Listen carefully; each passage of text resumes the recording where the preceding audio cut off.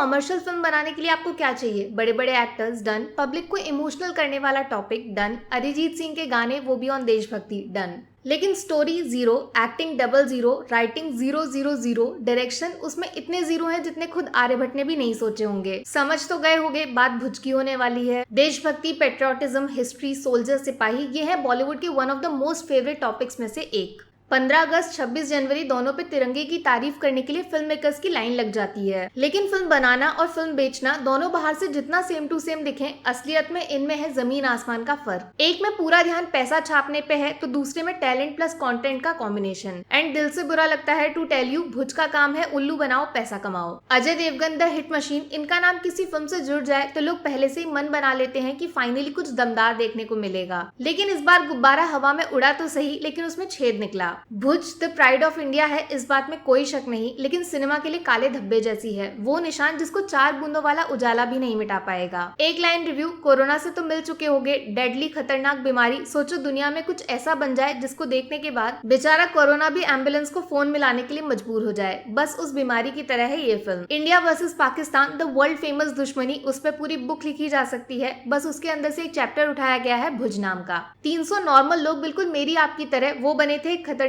War का हिस्सा। Indian air force officers के साथ बिल्कुल कंधे से कंधा मिलाकर पाकिस्तान के खिलाफ लड़ गए, भिड़ गए। हिस्ट्री का एक गोल्डन मोमेंट है जिसको ट्रिब्यूट देने के लिए बॉलीवुड ने कदम आगे बढ़ाया। फोकस में डाल दिया वॉर के हीरो विजय सर को एंड कुछ सपोर्टिंग कैरेक्टर्स जिनके बिना ये मिशन था इम्पॉसिबल। फिल्म शुरू हुई, खत्म हुई, लेकिन कब और कैसे कुछ पता ही नहीं चला। लिटरली इतना बिखरा हुआ स्क्रीन प्ले मैंने अपनी जिंदगी में नहीं देखा आज तक। स्क्रीन पर दिखने वाले एक्टर्स एक दूसरे से बातों में लगे हुए हैं, लेकिन ऑडियंस उस पर किसी का ध्यान ही नहीं है। कैरेक्टर्स के बारे में सिर्फ 2-3 लाइन में स्क्रीन पे लिख दिया जाता है, उसके अलावा कौन क्या है, कहां से आया, क्या कर रहा है, वो एक पहेली की तरह है। इतना सारा कंफ्यूजन है दैट सच में कहीं कहीं पर टीवी पॉज करके सोचना पड़ता है कि आखिर फिल्म में हो क्या रहा है। बॉलीवुड की पुरानी बीमारी है फिल्म बनाने से ज्यादा उसको बेचने पे मेहनत करना। इसीलिए हर 10-15 मिनट में गाना सुनने को मिलेगा जिसके थ्रू याद दिलाया जाता है कि हम देशभक्ति कर रहे हैं, सिनेमा को गोली मारो। मूड तो तभी खराब हो गया था जब वॉर के बीच में इंडियन आइडल का कंपटीशन शुरू हो गया। नहीं सच में सोल्जर से लेकर सोनाक्षी सिन्हा हर कोई पाकिस्तान को छोड़कर अनु मलिक को इम्प्रेस करके मुंबई आना चाहते हैं। बस म्यूजिक से आई हैव नो प्रॉब्लम, लेकिन उसको पेट्रियोटिक फिल्मों में इस्तेमाल करने का एक सही तरीका होता है, जैसे शेरशाह में। बैकग्राउंड में बजाओ ना गाने, ऑडियंस को फील करने दो। हर बार होठ हिलाना जरूरी नहीं है ना, ये फिल्म को नकली बना देता है। नकली से याद आया, फिल्म में जो साइड एक्टर्स हैं उनसे ज्यादा एक्सप्रेशन और सच्चाई आपको शिनचैन के चेहरे पे मिल जाएगी। मतलब वर्ल्ड रिकॉर्ड बना दिया है इस फिल्म ने सबसे नकली एंड फालतू साइड एक्टर्स की कास्टिंग में। पाकिस्तान में बैठे लोग, उनका सिर्फ एक काम है, किसी भी डायलॉग को जनाब से शुरू करना और जनाब पे खत्म। दुश्मन से डर तो छोड़ो, अगर ये रियल लाइफ में मेरे सामने आ जाए तो मैं तो पैंट उतार के भाग जाऊंगी इनकी। रुको रुको, बस वहीं रुक जाओ, मैं समझ गई हूँ। आप सोच रहे होगे कि फिल्म इतनी भी खराब नहीं हो सकती, इन मैडम को तो हर चीज से दिक्कत है। सच में फिल्म इतनी भी खराब नहीं है यार, काश मैं ऐसा बोल पाती, लेकिन ये 4 पॉइंट्स है मेरे पास, उनको सुन लो फिर फैसला कर लेना। पॉइंट नंबर 1, सोल्जर और हीरो दोनों में होता है डिफरेंस, लेकिन बॉलीवुड को ये बात कौन समझाए। अपने संजू बाबा लिटरली एक सीन में बिना किसी प्रोटेक्शन के सीधा कूद जाते हैं 100-200 पाकिस्तानी सोल्जर्स के बीच में, वो भी हाथ में कुल्हाड़ी लेकर। ये एक्शन फिल्म होती तो बड़ा मजा आता बॉस, लेकिन हिस्ट्री पे बेस्ड फिल्म को मजाक बना के रख दिया इस सीन ने। मैंने अपनी जिंदगी में कोई वॉर तो नहीं लड़ा, लेकिन इतना जानती हूँ बॉर्डर पे जो लोग यूनिफॉर्म पहन के खड़े हैं उनके दिल में हिम्मत के साथ साथ दिमाग में एक प्लानिंग भी होती है। पॉइंट नंबर 2, किसी भी पेट्रियोटिक फिल्म को सबसे ज्यादा जरूरत होती है इमोशंस की, करेक्ट? और इमोशंस आते कहां से हैं? डायलॉग से, कन्वर्सेशन एक कैरेक्टर की दूसरे से। आप यकीन नहीं करोगे, फिल्म के फर्स्ट हाफ में अजय देवगन के मुंह से मुश्किल से सिर्फ 5-6 डायलॉग्स निकलते हैं, वो भी पुराने घिसे पिटे टाइप के जो स्कूल में 15 अगस्त को बच्चे निबंध में लिख देते हैं। शरद केलकर और अजय देवगन की मैजिकल जोड़ी जिसने तानाजी को स्पेशल एक्सपीरियंस बना दिया था, उनके बीच में कोई कन्वर्सेशन ही नहीं है, जबकि दोनों एक ही सीन में साथ नजर भी आते हैं। और भैया वो इमोशंस होते ही नहीं है जिनको बार बार चीख चीख कर ऑडियंस पे थोपने की कोशिश की जाए। वो नेचुरली फील होने चाहिए, सीन देखकर अंदर से निकल आए ऑटोमेटिक। इस चीज का फिल्म से दूर दूर तक कोई लेना देना नहीं है। पॉइंट नंबर 3, फिल्म का नाम शायद गलत रख दिया गया।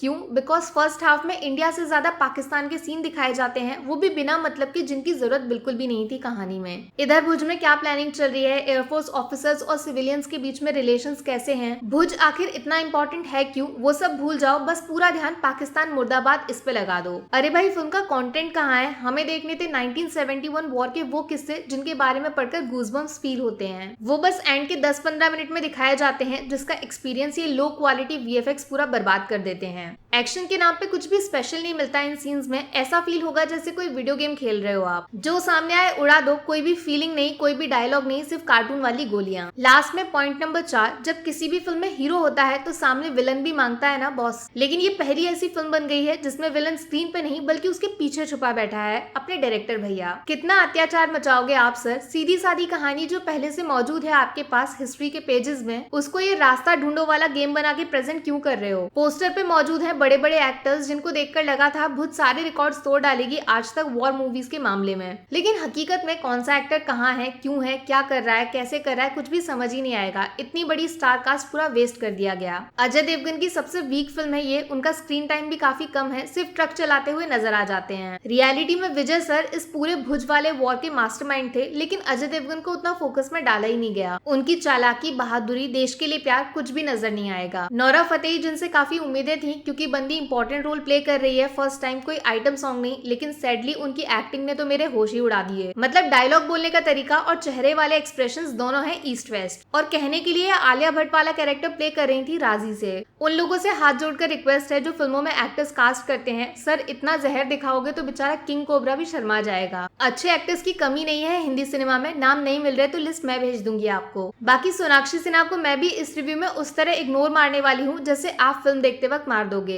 जबकि रियल स्टोरी में इनका कैरेक्टर सबसे इम्पोर्टेंट था भुज वाले वॉर में, लेकिन फिल्म में इनको मजाकिया बना दिया गया। रावण को मार के हिंदुस्तान जिंदाबाद बोल रही हैं, कोई सेंस है इस बात का। बच गए संजू बाबा, इनको जो मिला बेचारे ने पूरी मेहनत से कर दिया। अब इसमें इनकी कोई गलती थोड़ी है कि फिल्म के डायरेक्टर 200-300 लोगों से अकेले भिड़ाने वाले हैं इनको, वो भी बंदूक और तोप के सामने कुल्हाड़ी लेकर। कितने तेजस्वी लोग हैं ये। तो भैया मेरी तरफ से भुज को मिलेगा 1 स्टार, वो भी इसलिए क्योंकि भुज एक इंपॉर्टेंट चैप्टर है अपनी इंडियन हिस्ट्री में, जिसपे वी ऑल आर प्राउड सच्चे दिल से, एंड लोगों को इसके बारे में बताने के लिए थैंक यू। अभी आ जाओ नेगेटिव्स पे। 1 स्टार तो कटेगा रियल लाइफ में मौजूद एक रोंगटे खड़े करने वाली कहानी को पूरी तरह तहस नहस करने के लिए, और ये लो क्वालिटी VFX आंखों के लिए कैंसर के बराबर है। 1 स्टार फिल्म बनाने की जगह बेचने पे ध्यान लगाने के लिए। ऑडियंस पागल नहीं है, हम देशभक्ति महसूस करने में यकीन रखते हैं, ना कि उसको जबरदस्ती दिखाए जाने में। 1 स्टार इतनी बड़ी star cast, specially Ajay Devgan जैसे एक्टर को बिल्कुल भी सही ढंग से इस्तेमाल न करने के लिए। मतलब ये उनके करियर की सबसे कमजोर फिल्म होगी। बाकी नकली साइड एक्टर्स तो ऑस्कर जीत ही जाएंगे कार्टून मूवीज में। और 1 स्टार कटेगा इमोशंस को पूरी तरह बर्बाद करने के लिए। लिटरली एक भी सीन में कुछ भी फील नहीं होगा, किसी भी कैरेक्टर के साथ कनेक्ट नहीं कर पाओगे। इससे अच्छा अरिजीत सिंह की आवाज में जो गाना आया है यूट्यूब पे, देश मेरे, वो सुन लेना आंखें बंद करके। सिर्फ 3 मिनट में 2 घंटे से ज्यादा इमोशंस मिलेंगे। लास्ट में एक छोटी सी एडवाइस, 15 अगस्त को अगर सिनेमा के साथ सेलिब्रेट करने के प्लान है आपके तो शेरशाह देख लेना। वादा करती हूँ दिल और दिमाग दोनों को सेटिस्फेक्शन मिलेगा। बाकी वीडियो में कुछ पसंद आया हो या फिर कुछ शिकायत करनी हो तो मैं आपको इंस्टाग्राम पे भी मिल जाऊंगी, वरना थोड़ा सा इंतजार करिए। मिलूंगी आपसे अगले वीडियो में। Take care, bye bye.